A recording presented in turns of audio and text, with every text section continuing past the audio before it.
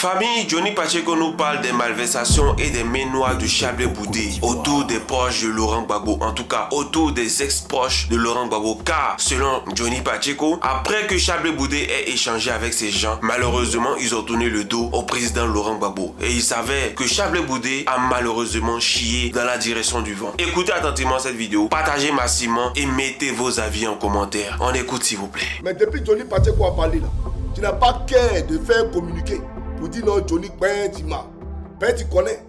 Moi je m'assois et puis les preuves vont parler.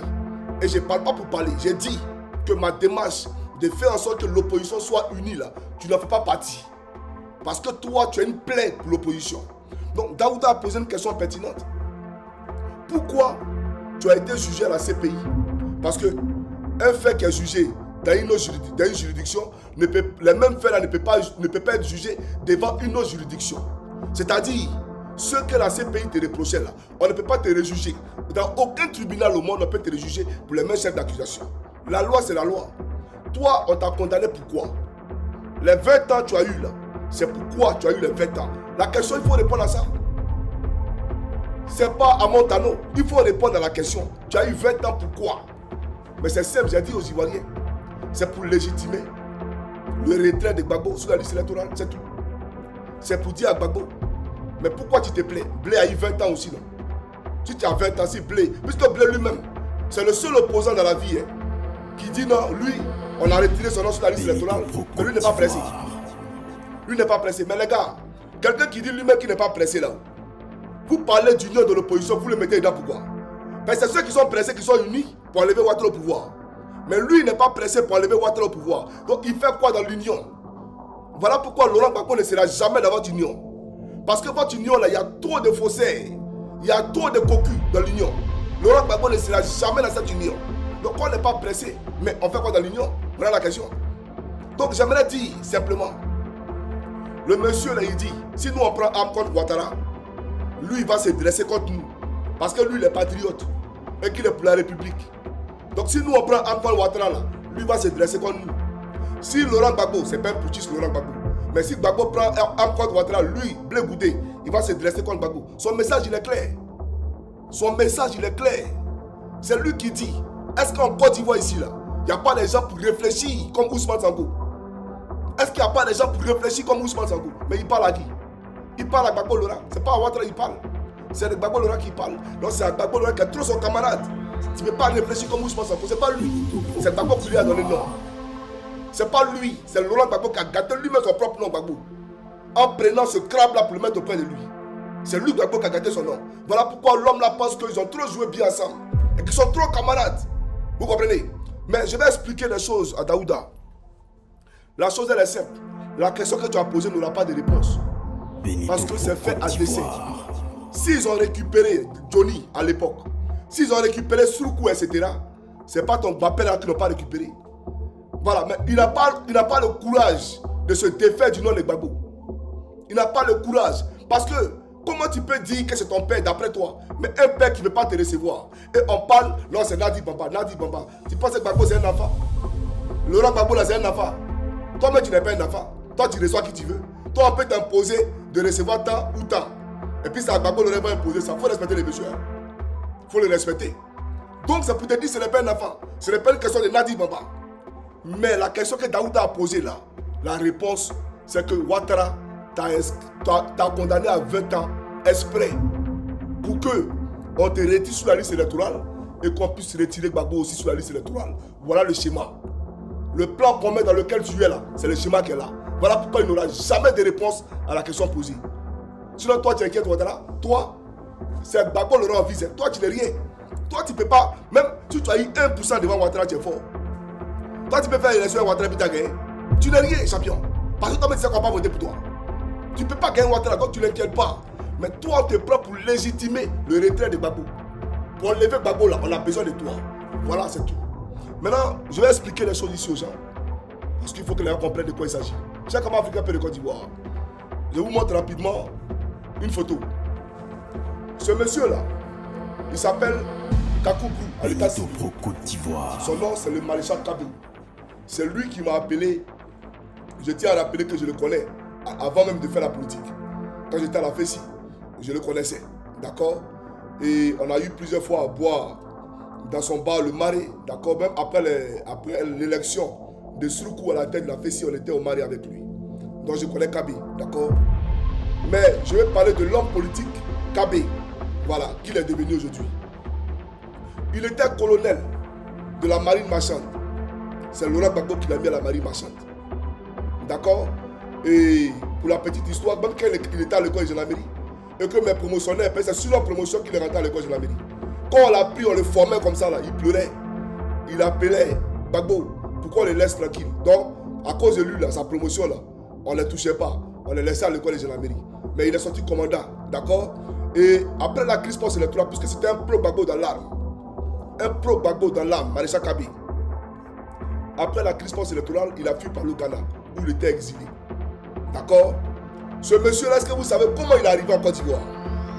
Et pourquoi aujourd'hui il est député de haut ici? Vous allez voir, moi, je ne m'en passe du Ghana, et je ne m'en passe sur chose. Voilà. Un instant. Voilà, le voici ici. Aujourd'hui, il est député RDR. Député RDR, c'est que député de Draman Ouattara. Alors, c'est Charles Blé Goudé qui a convaincu Kabé, Maréchal Kabé, non seulement de revenir en Côte d'Ivoire pour servir la République, et c'est le même Charles Blé Goudé qui a convaincu Kabé de rallier le RDR. Si Kabé aujourd'hui a laissé Gbagbo là, c'est un nom. Ne cherchez pas des noms, c'est Mbappé. C'est lui qui, quand on parle de serpent dans le pantalon là, c'est lui là. Je vais vous expliquer pourquoi les choses, ne vous en faites pas. Gbagbo a perdu son fils Kabé là. Et à cause de qui? Charles Blé Goudé. Oh, lui c'est un RDR. Et pourtant quand tu parles du maréchal Kabé à l'époque, tu connais. N'est-ce pas? Mais aujourd'hui il est RDR. Et Blé il le sait. Tout ce qu'il dit là, Gbagbo c'est ça. Il ne s'est pas d'inventer les choses. Tout ce qu'il dit là, il sait. Et tous ils savent ça. Voilà. Même son ancien directeur des cabinets, tout ce qu'il dit là, et tous ils savent. Donc j'ai dit, Kabé que vous voyez là, c'est Blé qui a envoyé Kabé au RDR. Ça c'est le premier point. Le deuxième, je vous montre ici ce monsieur là. Il s'appelle Alain Toussaint. Allez demander à Alain Toussaint comment il s'est retrouvé au RDR. Alain Toussaint est au Canada.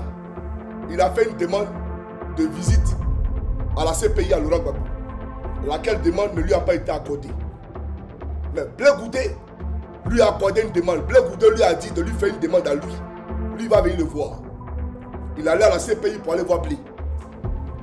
Et Blé va lui dire, c'est lui que Blé il a formaté son esprit. Quand il est sorti de là, Alain Toussaint a changé de route. Et pourtant vous savez très bien que ce monsieur-là, il était prêt pour le président Gbagbo. Devant tous les médias, Alain Toussaint était prêt à mourir pour le président Gbagbo. Sa rencontre de Blé Goudé, Alain Toussaint a changé de trajectoire. Aujourd'hui, il est RDR. Donc Gbagbo vient de perdre deux de ses fils à cause de ce serpent dans le pantalon que Charles Blé Goudé. Alain Toussaint, il vient. Et puis il sait que Johnny Pacheco comprend pas. Tout ce qu'ils ont dit là. Kabé est là. Alain Toussaint est là. Ils le savent très bien. Voilà. Allez, photo suivante. Suruku Tremé, Serge Kofi, un secrétaire général de la FESI. Alors, je vais vous expliquer, Yeri. Aujourd'hui, quand je m'assois, non, Blé, tu es un homme dangereux.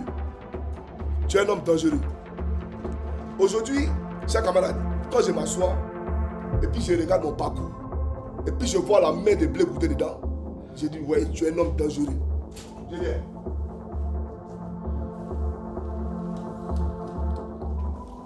Tu es un homme très dangereux. Et je vais t'expliquer pourquoi tu es un homme dangereux. Suruku Tremé était un fervent lieutenant du président Gbagbo Laurent. Qu'est-ce qu'il n'a pas fait pour Gbagbo Laurent? Il était prêt pour le président Gbagbo Laurent. Suruku Tremé, lorsqu'il a commencé, bien entendu, à échanger avec Charles Blé Goudé, Suruku Tremé a basculé au FPI pro-Afi N'Guessan. Parce que vous savez, à l'époque, il y avait deux tendances. Il y avait le FPI Sangaré et il y avait le FPI d'Afi N'Guessan. Et le FPI de Sangaré se disait être le FPI de Gbagbo. Parce qu'eux, ils disaient que le FPI appartenait à Gbagbo. D'accord? Afi N'Guessan disait qu'eux, ils étaient dans le faux, dans le mensonge. Et donc, le FPI auquel lui, il appartient là, c'est un FPI qui est authentique parce que Gbagbo Laurent ne s'est jamais solidarisé de Sangaré. Gbagbo Laurent n'a jamais signé un papier pour être président du FPI. Souloukou Tremé a été convaincu par Mbappé, Blé Goudé, que c'est Afin Guessa qui est dans la vérité. Et donc, lui, il va s'allier à Afin Guessa. Maintenant, écoutez très bien ce qui va se passer. Non, Dieu a su m'utiliser dans des moments. Dieu a su m'utiliser dans des moments et je rends gloire à Dieu. Il a su me positionner, c'est-à-dire que dans des périodes, dans des circonstances, dans des endroits, parce qu'il savait qu'un jour j'allais rendre témoignage de ce que je suis en train de faire aujourd'hui. Alors, j'ai fait une vidéo sur Blé Goudé. Merci les gars pour les cadeaux, que Dieu vous bénisse tous. J'ai fait une vidéo sur Charles Blé Goudé. Vous vous souvenez, à l'époque, j'ai fait une vidéo virulente où j'attends Blé Goudé pour dire non, tu manques de respect au président Laurent Gbagbo à la CPI. Vous vous rappelez cette vidéo-là? Et donc, j'ai fait cette vidéo sur le coup, ne sachant pas que c'est moi Gorbatchev. Souloukou a fait une vidéo pour me répondre. En me traitant de gangster. Parce qu'on s'est fait appeler à l'époque Jossi Gang. Donc je lui ai dit, ah ouais, donc parce qu'on a dit on est Jossi Gang, tu oses utiliser, d'accord, ce mot-là, pour nous traiter nous tous de gangsters. Mais si je suis gangster, celui qui m'a formé à être gangster, c'est toi. Peut-être tu es le père des gangsters, puisque à l'époque tu étais mon secrétaire général. Donc voilà comment il va dire, mais pourquoi lui me parle comme ça? Ben, il voit que c'est quelqu'un qui le connaît. La réponse qu'il a donnée là était une réponse de taille, une réponse de quelqu'un qui le connaît. Voilà comment il rentre dans son réseau et il appelle le camarade Ramsès, fils de la lumière, qui était son secrétaire à l'éducation au bureau national.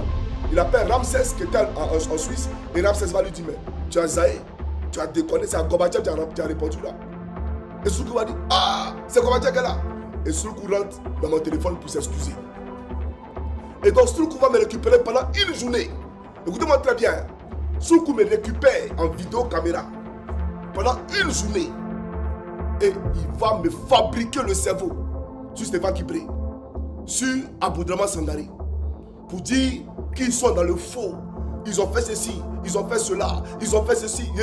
Et moi, tellement loyal au secrétaire général qu'il était, puisqu'il était mon secrétaire général à la FESI. Et moi, la loyauté, il la connaît. Moi, tu ne m'as pas fait quelque chose de derrière. Donc, aveuglement, j'ai fermé les yeux et j'ai dit, Souloukou, si tout ce que tu dis là, ne peux pas douter de ça. Donc, ce combat-là, il va le faire. Voilà comment je rentre dans le combat d'Afin Guessa. Je l'ai vu affidé. Donc, voilà l'histoire, comment je l'ai vu affidé là. C'est ça là.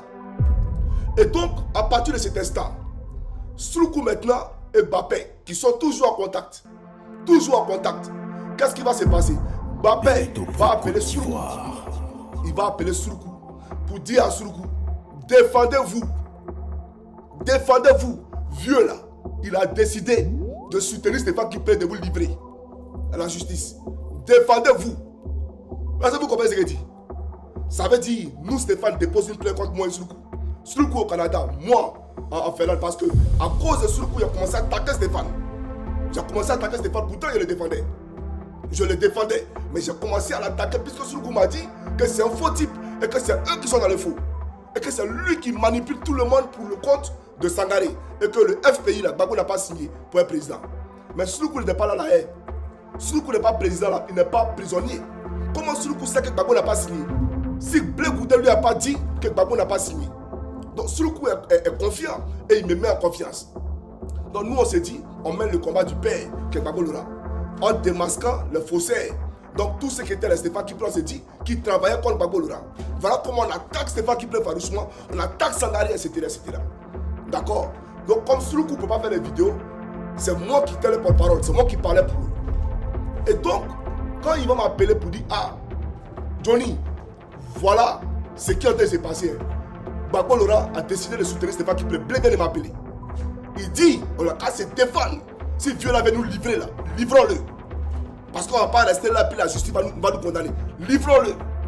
Voilà comment mon esprit se transforme. Voilà comment Souloukou arrive à me faire comprendre qu'en réalité là, ceux-là, ils n'en valent pas la peine. Et Souloukou de me dire, il faut venir, on va au RDR. Généralement, il vient.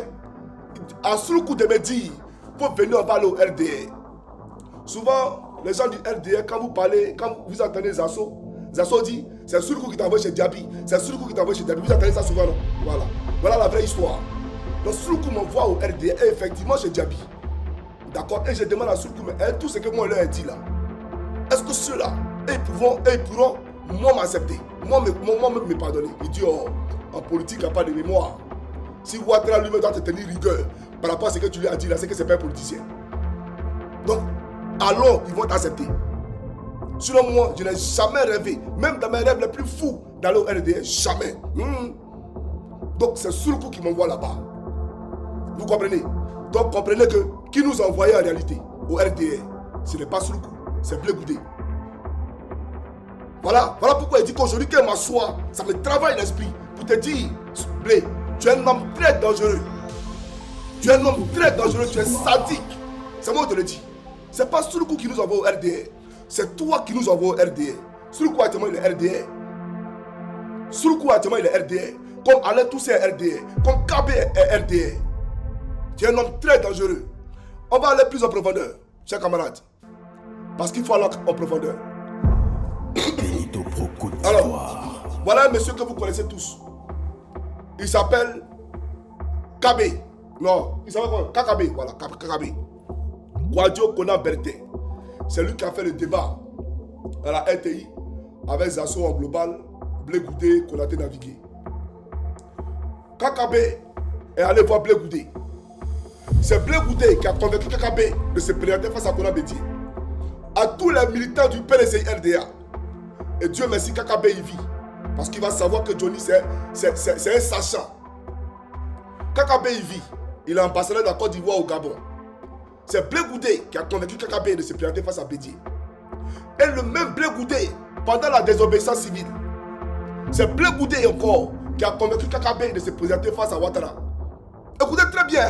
Attends, et enlevez KKB. J'ai dit, c'est Blé Goudé qui a convaincu KKB lorsqu'il n'y avait pas de candidat, lorsque l'opposition ne voulait pas candidater face à Ouattara. Parce que s'il n'y a pas d'élection, s'il n'y a pas de candidat, Ouattara va gagner pour être légitime. C'est Blé Goudé qui a convaincu KKB d'aller se présenter face à Ouattara.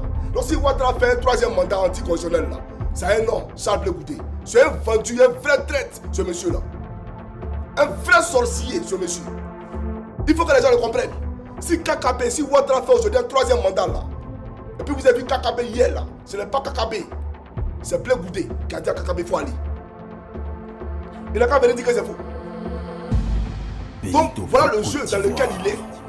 Et il était, même à la haie où il était. Ahmed Bakako lui a envoyé l'argent. Soro Guillaume lui a envoyé l'argent à la Coupe pénale internationale. Et lui et moi on a parlé de Soro Guillaume. Quel soit le voir pour la première fois. Mais là je réserve. C'est-à-dire que je vais progressivement. Là je réserve, je vais progressivement. Mais c'est le même quand Soro Guillaume allait le voir à la CPI. C'est le même derrière qui a appelé le pouvoir Ouattara pour dire Soro Guillaume fait coup d'état. Blé Goudé, c'est vrai ou ça faux? Quand Soro allait te voir à la CPI là, derrière, tu n'as pas appelé le pouvoir Ouattara pour dire qu'il veut faire coup d'état. Tu sais que ce qu'il dit là, tu sais que c'est la vérité. Selon comme il vit, il n'est pas mort. Il est là, il vit. Est-ce qu'aujourd'hui il veut te sentir? Parce qu'il sait qui tu es. Tu es un faux cul. Tu es très fatigué. Et toi, à la Coupe pénale internationale, Simon Leïvé, que je vais présenter ici. Un instant s'il vous plaît. Je vais présenter Simon Leïvé. Cette dame là, qui était l'épouse du président Gbagbo, matin, midi, soir, qui était dans son téléphone, pour lui dire la misère que son mari, l'humiliation que son mari était en train de lui infliger ici, à la CPI. Parce que Nadi Bamba était devenu la patronne de lui. Voilà, c'est toi qui as rapporté d'après toi l'infidélité de Gbagbo Laurent à son épouse. Parce qu'elle ne voulait pas sentir Nadi. Donc tous les jours, tu lui disais que même Gbagbo Laurent ne voulait pas recevoir ses jumelles. Et qu'elles étaient obligées de passer par toi, une visite pour te voir, pour profiter, pour voir le papa. C'est vrai ou c'est faux? Voilà comment tu as monté la dame contre son mari. Son mari est ceci, son mari est infidèle, Blé Goudé, Nadia est ici, Nadia est cela, etc., etc. Tu as fait le travail. Tu as fait le travail qu'il fallait pour créer la discorde. En tout cas, tout ce qui était tension entre cette femme et son mari. Et puis elle vit, elle n'est pas morte, elle vit. Donc moi, je mets les photos et puis il rend témoignage. C'est ce qui est la vérité. Voilà. Toi, tu es un traître il y a longtemps. Ahmed Bakako t'a envoyé l'argent à la CPI. Soro Guillaume t'a envoyé l'argent à la CPI. D'accord? Alphonse Guina, qui n'a même pas une bonne profession académique, que tu as bombardé, c'est-à-dire qui est le responsable direct désormais de tout ce qui est relation diplomatique au COGEP. Mais ce Alphonse Guina là, Il faut expliquer aux gens, ils viennent d'ici. C'est pas ça. Il faut expliquer aux gens pourquoi ce Alphonse Guinain, puisque Yoabi Angelo en parlait. Mais moi j'explique aux gens pourquoi Yoabi Angelo en parlait. Parce que Yoabi n'est pas rentré en profondeur. Mais ce Alphonse Guinain là, c'est lui que le pouvoir d'Abidjan a contacté. D'accord? Pour servir de canal transitoire entre toi et la France. Et la France envoyait des émissaires pour venir te voir à la Cour pénale internationale avec Alphonse Guinain.